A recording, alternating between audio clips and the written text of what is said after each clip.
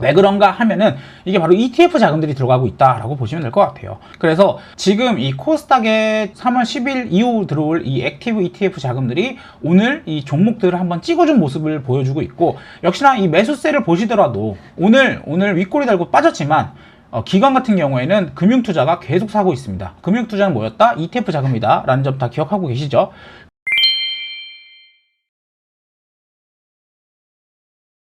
안녕하세요, 투자버튼입니다. 오늘 이란 악재 속에 예상보다 더 큰 급락이 나온 하루였습니다. 삼성전자나 현대차, SK하이닉스 이런 초대형주들이 10% 넘게 하락하고 있는 모습을 보여주고 있습니다. 지금 NST장, 그러니까 넥스트 트레이드가 있다 보니까 이 삼성전자 같은 경우에는 지금 이 시간에도 계속 거래가 되고 있으면서 장중에 거의 12%까지 하락을 한 모습을 보여주고 있고요. 많은 투자자분들이 아마 굉장히 좀 공포스러운 장이지 않았을까 생각이 됩니다. 하지만 진짜 중요한 거는 이럴 때 어떻게 대응하느냐가 중요하겠죠. 오늘 제대로 대응하신 분들과 또 패닉에 빠져서 손절을 한다든지 아니면은 뭐 인버스를 탄 분들, 이런 분들이 어떻게 보면 저는 2026년 올해의 수익률을 완전히 달라지게 되는 구간에 있다라고 볼 수 있을 것 같습니다. 오늘은 이란 이슈에 대해서, 오늘 코스피, 코스닥 급락에 대해서 어떻게 대응해야 되는지 정확하게 말씀드리도록 하겠습니다. 저 개인적으로 어제도 말씀드렸다시피 이란 이슈는 이 정도의 하락이 나올 만한 재료는 아닙니다. 사실 이란을 베네수엘라와 마찬가지로 계속 때린다라고 얘기했었고, 그리고 뭐 하메네이 제거라든지 이런 것들에 대해서는 어느 정도 알려진 상황이고요. 뭐 유가가 급등했다, 천연가스가 급등했다라고 하지만 사실 유가도 과거 코로나나 이런 시절에 비해서는 아직도 낮은 수준을 유지하고 있습니다. 그리고 아시다시피 지금 호르무즈 해협에서의 유조선이나 이런 것들이 운반이 잘 안 돼서 그런 건데, 어떻게 보면은 G2 중 하나인 중국조차도 호르무즈 해협에서의 운항은 해줘야 된다라고 이란을 압박하고 있기 때문에 저는 요 이슈에 대해서는 빠르게 해소가 될 거라고 보고 있고요. 결국은 차익 실현의 명분, 그러니까 즉 핑계로 삼은 거다라고 볼 수 있겠죠. 그동안 코스피가 워낙 많이 오르다 보니까 주가라는 것 자체가 높아지면은 이렇게 변동성이 좀 나올 수 있습니다. 과거의 지수의 하락을 볼 때 보통 고점 대비 10에서 15% 정도의 하락은 언제나 있었고요. 사실 20% 이상 하락을 하게 되면 이제 하락장으로 바뀐다고 말씀드릴 수 있겠지만, 지금 제가 판단해서는 아직은 상승장 안에 있는 이게 자연스러운 조정 구간이지 않나 라고 볼 수 있을 것 같습니다. 그래서 오늘은 오랜만에 한번 지수 차트를 볼 텐데요. 자, 지수 당연히 많이 올랐죠. 정말 많이 올랐지만 지금 이 지수의 상승은 어떻게 보면 이 대한민국의 가치가 바뀌고 있고 멀티플이 달라지고 있는 시점이기 때문에 저는 뭐 아직까지는 충분히 더 상승, 대세 상승장 안에 있다고 보고 있고요. 올 한 해 동안 하락했던 사건들을 보자고 하면요, 제일 많이 하락했던 게 요 구간, 11월 구간이겠죠. 그래서 요때도 한 11% 빠졌고요. 작년 바로 급등하기 직전 관세 이슈 때문에 하락했던 구간도 대략 한 13% 정도 빠졌죠. 그리고 최근에 이제 급락 나왔던 이때도 한 10% 정도 빠졌습니다. 그래서 오늘 고점 대비 한 10% 정도, 지금 넥스트장이 반영이 안 돼 있기 때문에 아마 10% 정도 빠졌을 텐데, 그렇게 본다면 사실 과거에도 올 한 해에도 이렇게 강한 시장에서도 10%, 12%이 정도는 충분히 있었다라는 점. 그래서 제가 봤을 때는 뭐 지금의 하락은 많이 빠져봐야 한 15% 정도까지를 볼 수 있겠고, 지금 고점 대비 거의 10% 빠졌다는 얘기는 하락 부분에 거의 3분의 2 정도는 지났다라고 볼 수 있겠습니다. 그래서 제가 봤을 때는 뭐 하락이 깊게 나와도 21선 부근에서 마무리가 될 것 같다라고 보고요.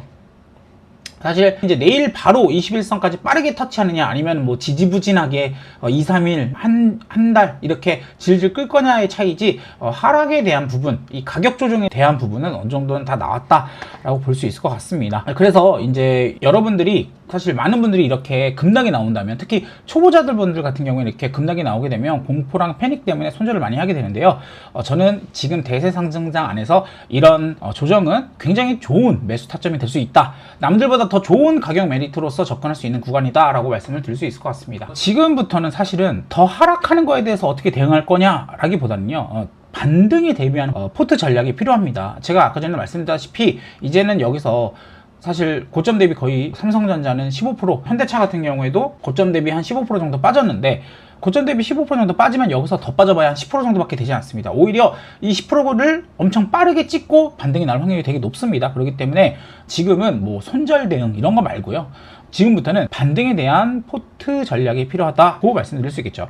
그래서 기본적으로 저는 코스피에서는 사실 이제 현대차랑 자동차 부품주들을 계속 말씀드리고 있고 여전히 좋다고 보고 있습니다. 뭐 사실 삼성전자나 하이닉스를 볼 수도 있겠는데요.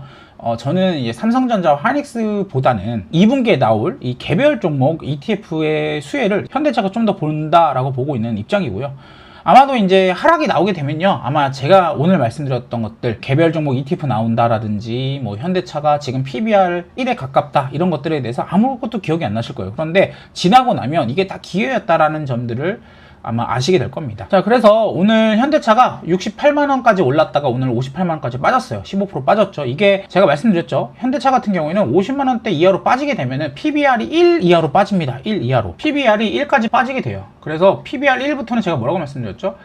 자동차 가치밖에 못 받는다, 자동차 사업하는 가치밖에 못 받는다 라고 말씀드렸죠. 그렇게 되면 연말 되면 로봇들 다 나올 거잖아요. 그런데 그것들에 대한 가치가, 그 가치를 못 받고 있는 상태인데 그냥 무섭기 때문에 팔았다는 것밖에 안 되거든요. 그렇기 때문에 여러분들이 이 현대차 같은 경우 만약에 내일 추가적인 하락이 나와서 50만원 초반까지 빠져준다 라고 하면 정말 좋은 매수 찬스다 라고 말씀드릴 수 있습니다. 그리고 이 내용은 제가 말씀드린 자동차 부품주들 있죠, 만도나 이제 화신 이런 종목들 동일하게 보시면 될 것 같고요. 뭐 화신 같은 경우에는 오늘 고점 대비 대략 한 16% 정도 빠졌어요. 저는 이게 좀 과도한 하락이라고 보고 있고요. 당연히 이 종목도 내일 좀 더 추가 하락이 나오고 난 다음에 바닥을 잡다가 다시 반등 나오는 구간으로 볼 수 있겠죠. 그래서 지금 바로 V자 반등이 나오기보다는 바닥을 한번 다지고 반등 나올 확률이 높고요. 요거에 대해서도 제가 잠시 후에 바로 말씀드리도록 하겠습니다. 자, 그리고 코스닥 같은 경우에는 제가 말씀드렸다시피 코스닥 ETF가 출시가 될 겁니다. 그래서 오늘 같은 경우에도 오늘 하락장이었는데도 장중에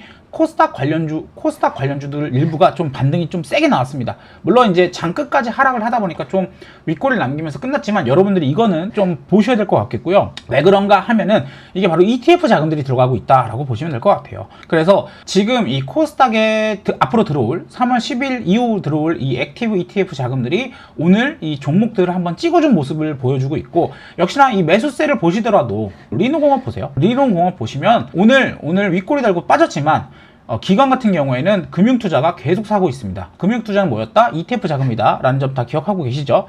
그리고 또 예를 들면은 리가캔바이오도 동일합니다. 금융투자 자금 들어오고 있죠. AO테크닉스 금융투자 자금 들어오고 있습니다. 이렇게 들어오고 있어요. 그리고 또 에임드바이오 같은 경우는 이제 지난주에 코스닥 150에 포함이 되다 보니까 이제 오늘부터 이제 들어오고 있는 거예요. 그래서 이런 종목들 보시면은 여러분들이 코스닥에서 제가 ETF 관련주들 한번 체크해 보시라고 했는데 오늘 이런 종목들이 조금 더 두각을 드러내고 있다. 즉 좀 더 여러분들이 어제까지만 하더라도 1위부터 10위까지 그냥 아무거나 한번 담아도 됩니다라고 하면 지금은 조금 더 좋은 종목들을 체리피킹 할 수 있는 구간이 됐다라고 말씀을 드릴 수 있겠죠. 그래서 여러분들이 이 코스닥 종목들, 오늘 제가 말씀드리는 종목들 있잖아요. 리노공업, 리가캔바이오, 뭐 이오테크닉스, 에임드바이오, 또 ST팜 이런 종목들 오늘 차트에서 다 똑같이 나왔어요. 급등해서 한 10% 이상 올랐다가 다 빠졌거든요. 이런 종목들 내일 조금 더 빠질 수 있겠죠. 그렇게 되면 여러분들이 편하게 매집을 하실 수 있는 구간, 아주 좋은 가격 메리트 구간으로 들어갈 수 있다는 점 기억하시면 좋겠습니다. 자, 그래서 오늘 여기서 좀 중요한 질문 하나 드릴게요. 여러분들은 오늘 급락이 하락장의 시작이라고 보시나요? 만약 그렇다면은 여러분들은 이 영상을 보실 필요가 없습니다. 사실 하락장이라고 생각하시는 분들이면 사실 지금 종목을 뭘 사야 되냐가 중요하지 않습니다. 뭐 테마주, 유가 테마주, 뭐 천연가스 테마주 이런 거 어차피 하락장이면 다 빠집니다. 제가 주식 투자를 한 지가 꽤 오래됐는데 하락장에 오면은 유가 테마주 이런 테마주들조차도 힘을 쓰지 못합니다. 그렇다면은 사실 테마주든 뭐든 상관없이 다 팔아야 되겠죠. 그런데 저는 대한민국의 증시 레벨이 달라졌다고 보는 사람이고, 또 지금이 상승장 초입은 아닙니다. 그러나 상승장을 즐기는 구간에 있기 때문에 저는 오늘의 하락은 상승장 속에 몇 안 되는 좋은 매수 기회라고 보고요. 상반기 국내 증시 수급에 호재인 내용들이 많습니다. 지금 하락하니까 기억이 안 나는 것 뿐입니다. 지나고 나면 결국은 이 내용들이 반영이 될 건데요. 뭐 개별 종목, 뭐 아까 말씀드렸죠, 하이닉스, 현대차, 삼성전자 종목 레버리지 ETF가 나옵니다. 그래서 저는 EWY 비중에서 제일 비중이 좋은 현대차에 대해서 제가 말씀을 드렸고요. 또 아까 전에 말씀드린 코스닥 ETF 종목들, 그리고 상반기 이후에 서학개미가 미국 주식 팔고 국내 주식 오면은 세제 혜택 해주죠. 그거 아직 다 넘어오지 않았습니다. 이제 넘어올 거예요. 이런 부분들이 3월부터 상반기 내내 나올 겁니다. 그렇기 때문에 여러분들이 이 상승장에 있다고 생각하면은 이런 하락은 좋은 매수 기회다라는 점 기억하시고요. 딱 하나만 여러분들이 하지만 않으시면 됩니다. 바로 과도한 신용과 한 종목 몰빵입니다. 사실 이건 투자의 영역이 아니고요. 어떻게 보면 이제 말 그대로 홀짝의 영역이죠. 그래서 상승장 속에서는 조정은 언제나 있습니다. 그러나 조정 후에, 왜 조정이겠습니까? 조정 후에 그 조정 전보다 더 많이 오르기 때문에 조정이잖아요. 그렇기 때문에 여러분들이 과도한 신용이나 몰빵 투자를 하지 않는다면은 그 과실을 누릴 수가 있습니다. 그런데 만약에 여러분들이 과도한 신용, 과도한 몰빵을 하게 되면은 이게 바로 반등이 나오지 않기 때문에 여러분들이 그 변동성에 못 버티고 손절을 할 확률이 굉장히 높습니다.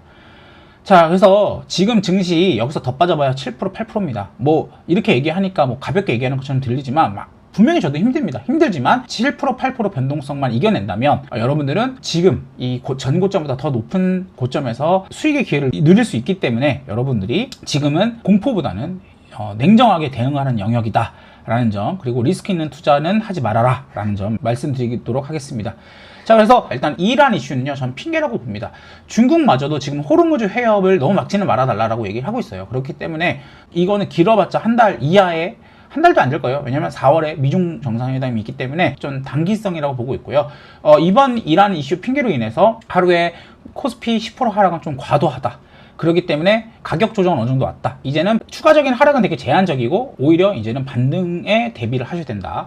그리고 반등 대비 포트 전략으로는 코스피는 이제 현대차, 자동차 부품주들, 연말 될수록 저는 로봇들 다시 부각된다고 말씀드렸습니다. 그리고 코스닥 쪽에서는 ETF 수혜주들, 제가 말씀드렸죠. 반도체 소부장, 그리고 뭐 바이오건 올랐고요. 이제 요런 종목들 미리 이제 편입이 되고 나면 이제 우주라든지 뭐 이런 종목들, 원전 이런 거 반응하겠죠. 로봇 같은 거. 그리고 마지막으로 이런 급락 속에서 과도한 신용이나 몰빵은 좀 위험하다라는 점입니다. 신용을 아예 안 쓸 수는 없죠. 레버리지 투자를 아예 안 할 수는 없습니다. 그러나 나의 전 재산을 건다, 뭐 이런 식으로 가시면은 여러분들이 이 변동성 이겨내지를 못합니다. 주식시장은 결국은 살아남아야지 돈을 버는 거고요. 살아남기 위해서는 조금은 안전하게 가셔야 된다는 점 말씀드릴 수 있겠습니다. 자, 그래서 여러분들이 조정장 속에서 모아볼 종목들 궁금하실 겁니다. 제가 이런 좋은 정보들 무료로 드리는 텔레그램을 운영하고 있습니다. 뭐 오늘도 계속 영상 내용들 올라가고 있고요. 뉴스 해석이 어려우신 분들, 또 종목 발굴이 어려운 분들, 여러분들께 계속 정보 무료로 공유 드리고 있으니까요. 편하게 받아보시고요. 개인정보는 절대 요구하지 않습니다. 안심하고 들어가시면 되고요. 링크는 영상 설명란에 달아놓도록 하겠습니다. 그리고 유튜브 구독해 주시면 제가 좋은 영상, 좋은 정보 꾸준히 받아보실 수 있도록 노력하도록 하겠습니다. 자, 오늘도 행복한 하루 되십시오. 화이팅입니다. 감사합니다.